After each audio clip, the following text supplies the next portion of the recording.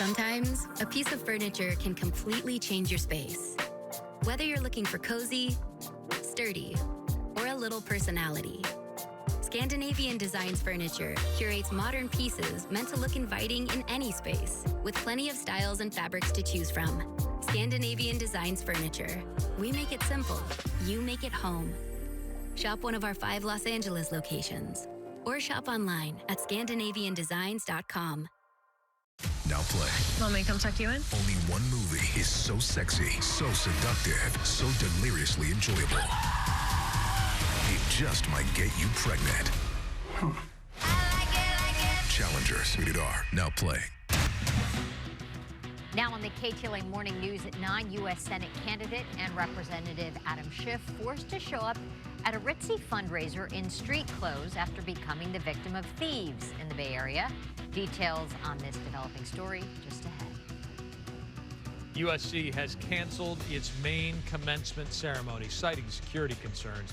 It's the first major university in the nation to do so in the wake of pro-Palestinian demonstrations. And weekend one of Stagecoach is upon us. The lineup including possible surprises and everything you need to know if you're headed to the desert this weekend.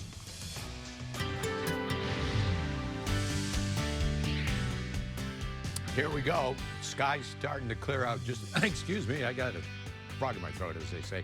Sky's starting to clear out a little bit at the beaches, but it's still quite windy, and it will remain overcast for the next couple of hours. Hopefully, we'll be able to bounce back into some sunshine later on through this morning and afternoon. Coastal 66, downtown 71 degrees, 73 for the San Fernando Valley, and then the overnight lows all dropping down into the 50s. Orange County, Inland Empire, we might see some rain in those areas, and high desert clearing out, windy conditions. Frank and Jessica, back to you. And we're learning this news this morning. Congressman Adam Schiff had his car broken into in San Francisco. It happened yesterday, a few hours before he was to attend a fundraising dinner for his Senate campaign. San Francisco Chronicle reports that thieves broke into his car that was parked in a downtown parking garage and stole his bags.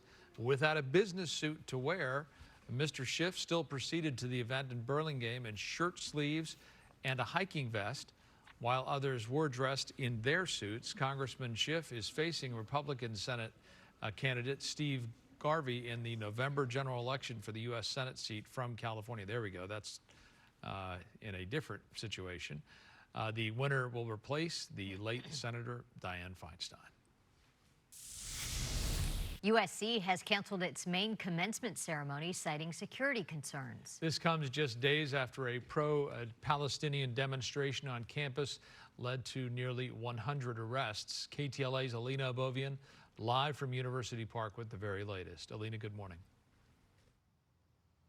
Frank, Jess, good morning. You know, so unfortunate for so many students, because if you think about it, the graduating class of this year for 2024, it's the same kids who were not able to participate in a graduation ceremony in 2020 because of the COVID-19 pandemic. It is so disappointing. And university officials, they say they acknowledge that. Unfortunately, they just can't handle a crowd that large, tens and thousands of people on campus here, especially in light of what happened on campus just a few days ago. Take a look. This was the scene here of protests, which ended up getting very rowdy. Nearly 100 people were arrested. Police showing up in riot gear facing off with the crowd, which included many non-USC students. The decision to cancel the May 10th commencement comes after recent controversy ignited on April 15 when officials said that the 2024 valedictorian, a young woman by the name of Asna Tabassum, would not be allowed to speak over concerns of some comments she supported online for pro-Palestine. The decision only fueling tensions on campus over the Israel-Hamas war. So now, instead of the main commencement ceremony, the university says they will be holding a series of other ceremonies, about 23 satellite graduation ceremonies at USC schools and colleges, in addition to smaller department receptions. University officials releasing this statement. Take a look. With the new safety measures in place this year, the time needed to process the large number of guests coming to campus will increase substantially. As a result, we will not be able to host the main stage ceremony that traditionally brings in 65,000 students, families, friends to our campus, all at a time during a short window of 8:30 a.m. and 10 a.m. Now, we got chosen to come here based on our our intellect and our academic standings and our decision to further our education and learn more about the world, and then yet when we do speak out, we're told to shut up and sit down.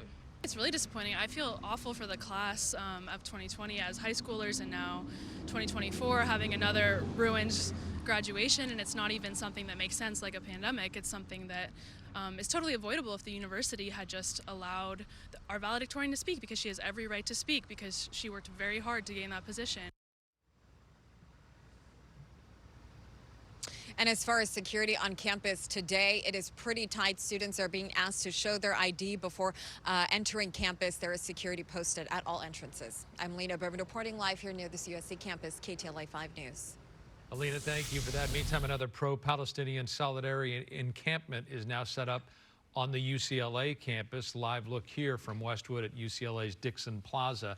The demonstrators are calling for a ceasefire in Gaza amid the Israel-Hamas conflict that has led to the deaths of more than 1,000 people in Israel, of course, and then more than 30,000 people in Gaza, according to health officials there.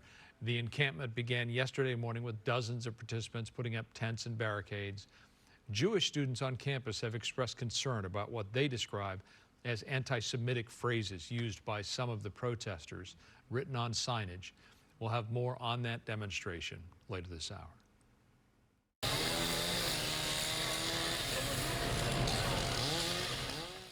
A Rolls-Royce and Bentley worth about $1 million combined went up in flames in West Hollywood this morning. It happened around 1 a.m. on West Cordell Drive. Authorities say the homeowner was asleep at the time of the fire. A neighbor who lives near the home saw the fire from his window and called 911. It's unknown what caused it. No injuries were reported.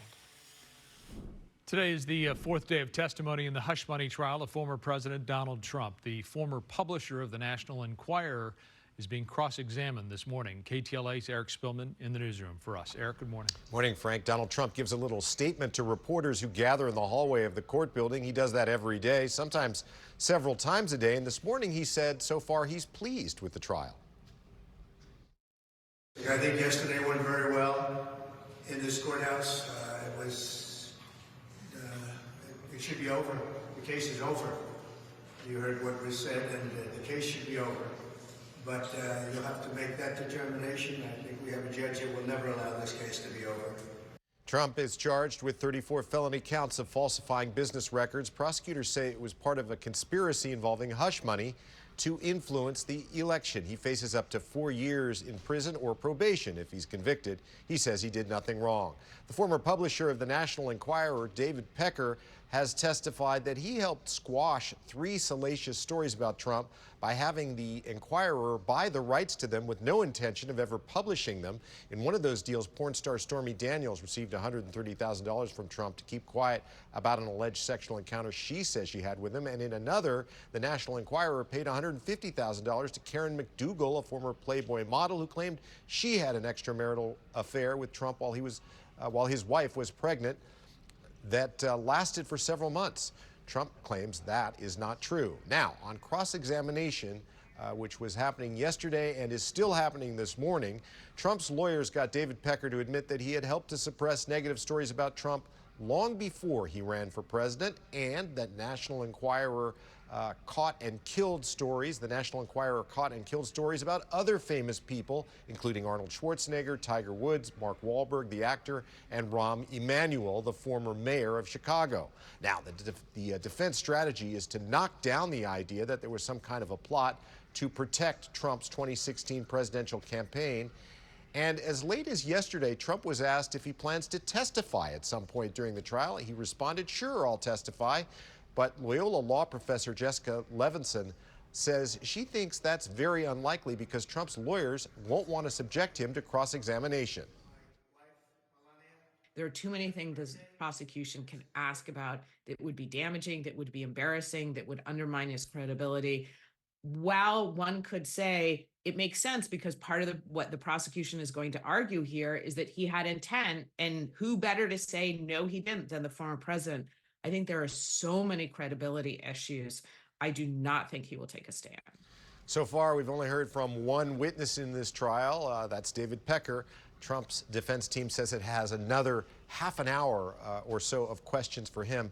This trial is expected to last 6 weeks. Jessica? Okay, Eric, thank you. TikTok's parent company responding to a U.S. ban of the popular app that was signed into law earlier this week. In an official statement, ByteDance says it has no plans to sell the social media platform, despite a bill that requires to sell its stake in 12 months or be shut down.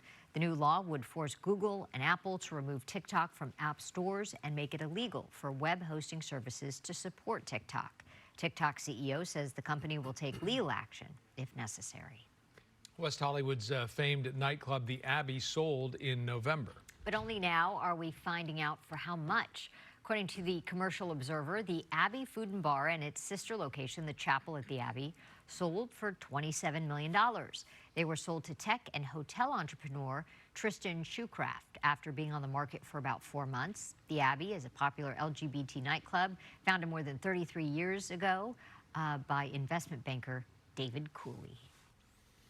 All right, it is 9:09, and boy, it has been rather chilly the last couple of days. Yeah, excuse me, last couple of days we've been dealing with fog, we've been dealing with rain, cold temperatures, and the main factor in the weather this today and heading into the weekend will be strong winds. We're going to see gusts in the deserts, 40, 50, even possibly up to 60 miles an hour, kicking up a lot of sand and dust out there.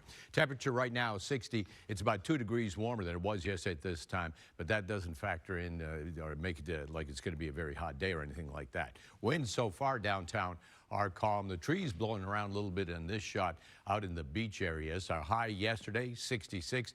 Average for this time of the year is 73. Record set 1898 and 94 degrees.